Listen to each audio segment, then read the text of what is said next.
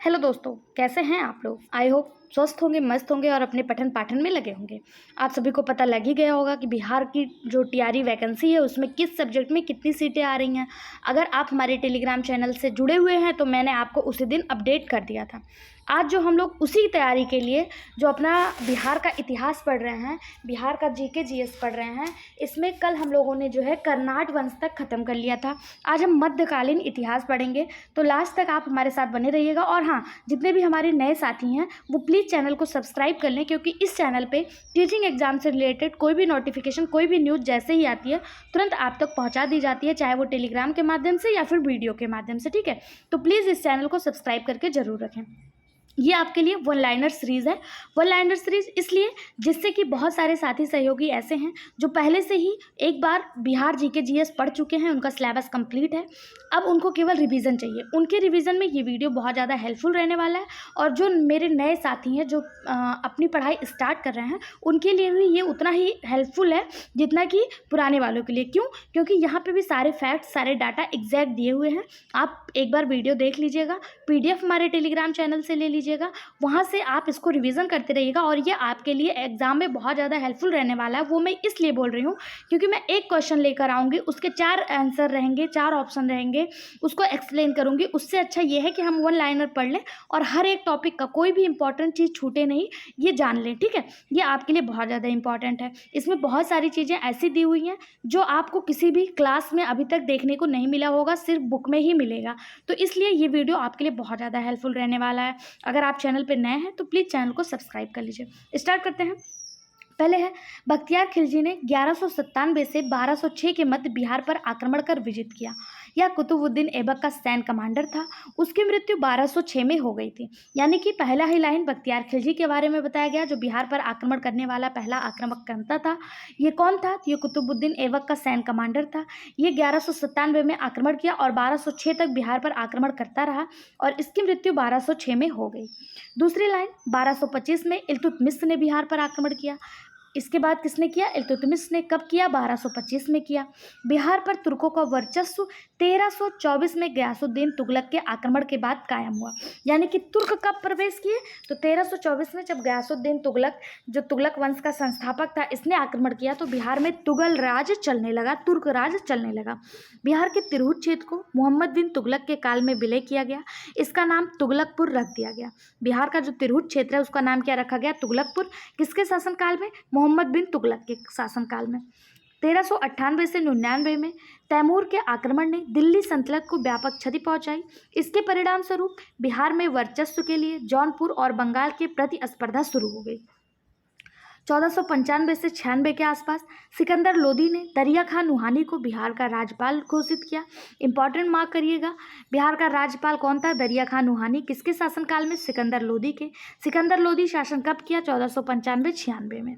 अगला क्वेश्चन, 1526 में बाबर ने पानीपत के युद्ध में इब्राहिम लोदी को परास्त कर दिया। इसके बाद दरिया खां का पुत्र बहार खां ने बिहार को स्वतंत्र रियासत घोषित कर दिया। मैं ज़्यादा एक्सप्लेन नहीं करूँगी, वन लाइनर है, पढ़ते जाइए, सुनते जाइए। ठीक है, अगला, शेर शाह का जन्म। शेर शाह बिहार के लिए बहुत ज़्यादा इंपॉर्टेंट है। शेर शाह से एक ना एक क्वेश्चन देखने को मिलता है। शेर शाह का जन्म 1572 में हुआ। इसके बचपन का नाम फरीद था। इसके पिता का नाम हसन खां था, जो सासाराम के जागीरदार थे। शिक्षा जौनपुर से इसने प्राप्त की। बहार खां लोहानी ने फरीद को शेर खां की उपाधि दी थी। अगर पूछा जाए शेर खां को फरीद की उपाधि किसने दी? बहार खां लोहानी ने दी। यही आगे चल के शेर शाह सूरी बनता है। मोहम्मद शाह बहार खां लोहानी की मृत्यु के पश्चात उसकी बीवी, जो विधवा बीवी थी दूदू बेगम, उससे शेर खां ने विवाह कर लिया। बहार खां लोहानी को ही मोहम्मद शाह के नाम से जाना जाता है। और इनकी जब मृत्यु हो गई तो इनकी मृत्यु के बाद इनकी विधवा बीवी दूदू बेगम से शेर खां ने विवाह कर लिया। 1529 में महमूद लोदी की तरफ से घाघरा युद्ध में भाग लिया। किसने? शेर खां ने। 1529 में बंगाल के नुसरत शाह को पराजित कर हजरत आला की उपाधि धारण की। हजरत आला की उपाधि किसने धारण की? शेर खां ने। 1530 में लॉर्ड मलिका चुनार के फौजदार ताज खां की विधवा जो थी, इनसे भी इसने विवाह कर लिया। कब? 1530 में। 1534 में सूरजगढ़ के युद्ध में बंगाल के महमूद शाह को पराजित किया और 1539 में चौसा के युद्ध में हुमायूं को पराजित कर शेर शाह की उपाधि धारण की। यहीं पे इसका नाम शेर खां से चेंज होकर क्या हो गया, शेर शाह हो गया। इसका नाम क्या था, शेर खां। इसका नाम फरीद किसने रखा था, इसका नाम फरीद रखा था बहार खां लोहानी ने, जिसे किस नाम से जाना जाता था बहार खां लोहानी को, तो बहार खां लोहानी को किस नाम से जाना जाता था, मोहम्मद शाह। और इसने इसका नाम क्या रखा था, फरीद रखा था। और जब इसने हुमायूं को पराजित किया तब इसने शेर शाह की उपाधि धारण कर ली। आगे देखते हैं शेर शाह के बारे में और क्या है। 1540 में कन्नौज यानी बिलग्राम के युद्ध में हुमायूं को परास्त कर द्वितीय अफगान साम्राज्य और सूरवंश की स्थापना की। 1543 में रायसेन विजय कर वहाँ के शासक पूरनमल को विश्वासघात से मारा तथा कत्लेआम करवाया, जो शेर शाह पर एक कलंक है। शेर शाह एक बहादुर था, लेकिन इसने जो है ये वाला काम जब करा 1543 में, तो इसके लिए ये एक कलंक बन गया। 1544 में मेवाड़ विजय की। 1545 में कालिंजर अभियान में घायल होने के बाद इसकी मृत्यु हो गई। अपने ही किले में इसके ऊपर अपने ही तोप इसके ऊपर चल गए थे, उसी से इसकी मृत्यु हो गई थी कालिंजर अभियान में। शेर शाह ने अपने साम्राज्य को सरकारों में विभाजित किया था। आरंभ में 47 सरकारें, इंपॉर्टेंट मार्क करिएगा। बंगाल विजय के बाद उसमें 16 और मिल गई, टोटल 63 सरकारें हो गई। अगर पूछा जाए इन सरकारों का प्रशासन कौन करता था, तो इनका प्रशासन सिकदार ए सिकदारन करता था और मुस्लिस ए मुशीफन द्वारा चलाया जाता था। सिकदार ए सिकदारन इसका प्रशासन करता था और मुस्लिस ए मुसीफान द्वारा इसको चलाया जाता था। उसने रैयतवाड़ी व्यवस्था लागू की, इंपॉर्टेंट मार्क करिएगा। चांदी का रुपया चलाया। अब्बास खां सरवानी ने उसकी जीवनी लिखी। पूछा जाए शेर शाह की जीवनी किसने लिखी, अब्बास खां सरवानी ने लिखी, इसे भी इंपॉर्टेंट मार्क करिएगा। उसने सासाराम यानी बिहार में जो सासाराम है वहाँ पे अपना मकबरा बनवाया। सासाराम में ही क्या कहते हैं, इसके पिता जो थे सासाराम में ही जागीरदार थे, यहीं पर इसने अपना मकबरा बनवाया। यह मकबरा एक कृत्रिम झील के मध्य अष्टकोणीय आकार में लाल बलुआ पत्थर, अलुआ नहीं ये गलत हो गया है, लाल बलुआ पत्थर से बना हुआ है। उसके बाद उसका पुत्र जलाल खां, जिसे इस्लाम शाह के नाम से जाना जाता है, शासक बना। 1574 से 75 में बिहार मुगल साम्राज्य में शामिल हो गया। औरंगजेब ने अजीमुर्रसान को बिहार का सूबेदार बनाया। उसने पटना का नाम अजीमाबाद कर दिया, इंपॉर्टेंट मार्क करिएगा। फर्रुखसियर का राज्याभिषेक पटना में हुआ। देखिए मुगल बहुत ज़्यादा बिहार में नहीं आए, मुगल जो है दिल्ली पर शासन किए थे, लेकिन बिहार में जो भी इनका योगदान रहा या जो थोड़ा बहुत भी ये लोग बिहार में आए जो काम किए वो हम लोग पढ़ेंगे, क्योंकि हम लोग बिहार का इतिहास पढ़ रहे हैं, ठीक है। और दिल्ली में इन्होंने क्या क्या किया या क्या क्या इनके शासनकाल में हुआ वो हम लोग जो पूरी हिस्ट्री पढ़ेंगे वन लाइनर तब पढ़ेंगे। अभी फ़िलहाल हम लोग बिहार पढ़ रहे हैं तो ये इंपॉर्टेंट है, ठीक है। फर्रुखसियर का राज्याभिषेक कहाँ हुआ, तो पटना में हुआ। 1701 में औरंगजेब ने मुर्शीद कुली खां को बंगाल, बिहार, उड़ीसा का सूबेदार नियुक्त किया। उसने 1740 में बंगाल की राजधानी ढाका से मुर्शिदाबाद स्थानांतरित की, इंपॉर्टेंट मार्क करिएगा। गिरिया के युद्ध के बाद अलीवर्दी खां 1740 से 1756 नवाब बना। कौन बना, अलीवर्दी खां, यह अंतिम शक्तिशाली नवाब था। 1756 में सिराजुद्दौला अलीवर्दी खां का जो नाती था ये बंगाल का नवाब बना। 23 जून 1757 को पलासी के युद्ध में वह अंग्रेजों से हार गया। कौन, सिराजुद्दौला। कब हारा, 23 जून 1757। यहाँ से भी क्वेश्चन पूछा जाता है पलासी का युद्ध कब हुआ, 23 जून 1757। 28 जून 1757 को मीर जाफर बंगाल का नवाब बना, ठीक है। ये इंपॉर्टेंट था बिहार से मध्यकालीन इतिहास के बारे में। अब हम लोग देख लेते हैं आधुनिक इतिहास के थोड़े इंपॉर्टेंट क्वेश्चन। आधुनिक इतिहास में क्या क्या बिहार से संबंधित है, तो सबसे पहले पटना में पहले डच, बार में अंग्रेज आए, मतलब सबसे पहले कौन आया था, तो डच आए थे। वर्तमान पटना कॉलेज और कलेक्ट्रेट डचों की अफीम की कोठी हुआ करती थी। सूती वस्त्र, अफीम, नील आदि यहाँ से निर्यात होता था। अगर पूछा जाए डचों के शासनकाल में पटना से क्या निर्यात होता था, तो सूती वस्त्र, अफीम और नील। 1760 में मीर जाफर के स्थान पर मीर कासिम बंगाल का नवाब बना। 1763 में मीर कासिम को हटाकर पुनः मीर जाफर बना, यानी मीर जाफर जो है वो कितनी बार बना था, 2 बार बना था। कितनी बार, 2 बार। एक तो बना यहाँ पे आपने देखा कि 28 जून 1757 को मीर जाफर बना, फिर 1760 में मीर जाफर को हटा के मीर कासिम बना, इसका दामाद था। फिर मीर कासिम को हटा के पुनः मीर जाफर को बनाया गया 1763 में। 19 जुलाई 1763 को मीर कासिम को एडम्स ने कारवा के युद्ध में पराजित किया, ये भी इंपॉर्टेंट है। मीर कासिम को किसने पराजित किया, एडम्स ने। कौन से युद्ध में, कारवा के युद्ध में। कब, कौन से सन में, तो 19 जुलाई 1963 को। इसके बाद गिरिया तथा उधोनाल का युद्ध में वह पराजित हो गया। कौन?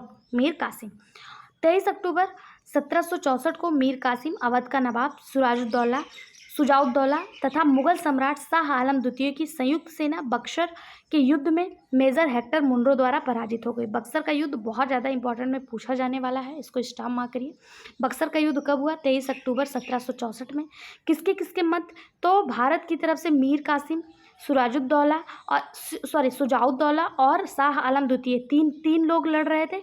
और उधर से कौन नेतृत्व कर रहा था? Hector Munro. जीता कौन? Hector Munro. ये लोग हार गए। ठीक। और इसी के बाद संधि हुई थी 1765 में। उसको किस संधि के नाम से जाना जाता है? अगर आपको पता है तो कमेंट बॉक्स में जरूर बताइएगा।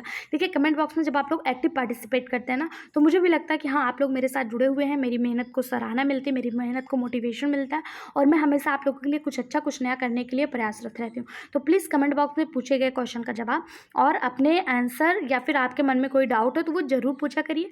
अगर आप कमेंट करते हैं तो आपके कमेंट को नेक्स्ट डे जब वीडियो बनाया जाएगा तो यहाँ पे आपके कमेंट को जरूर शो किया जाएगा। ठीक है। अगला क्वेश्चन, 12 अगस्त 1765 को इलाहाबाद की संधि के तहत 26 लाख रुपए, देखिए यहाँ पे वही संधि आ गई, इलाहाबाद की संधि, 26 लाख रुपए वार्षिक भुगतान के बदले East India Company Bengal, Bihar और उड़ीसा का शासक बन गया। ठीक, इंपॉर्टेंट मार्क करिएगा। East India Company Bihar, Bengal और उड़ीसा का शासक कब बना? 1765। कौन सी संधि? इलाहाबाद की संधि। किसके मध्य हुई? जब 1764 का ये लोग बक्सर का युद्ध हार गए तीनों लोग, तब इन्होंने क्या किया? इलाहाबाद की संधि की। कब? 12 अगस्त 1765 को। आगे अब देखिए, बिहार के प्रमुख विद्रोह। बिहार में बहुत सारे विद्रोह हुए, आप लोग को पता होगा, जैसे कोल विद्रोह हुआ, संथाल विद्रोह हुआ। इसके अलावा अगर हम बात करें चैरो विद्रोह, पलामू विद्रोह, इन सब के बारे में हम लोग पढ़ेंगे। अभी हम लोग एक नज़र देख लेते हैं, फिर इसको विस्तृत से पढ़ेंगे क्योंकि विद्रोह से भी क्वेश्चन पूछे जाते हैं। ठीक है। अब बिहार के विद्रोह देख लेते हैं। क्लाइव के काल में मुंगेर और इलाहाबाद के सैनिकों ने विद्रोह किया, जिसे श्वेत विद्रोह कहा गया।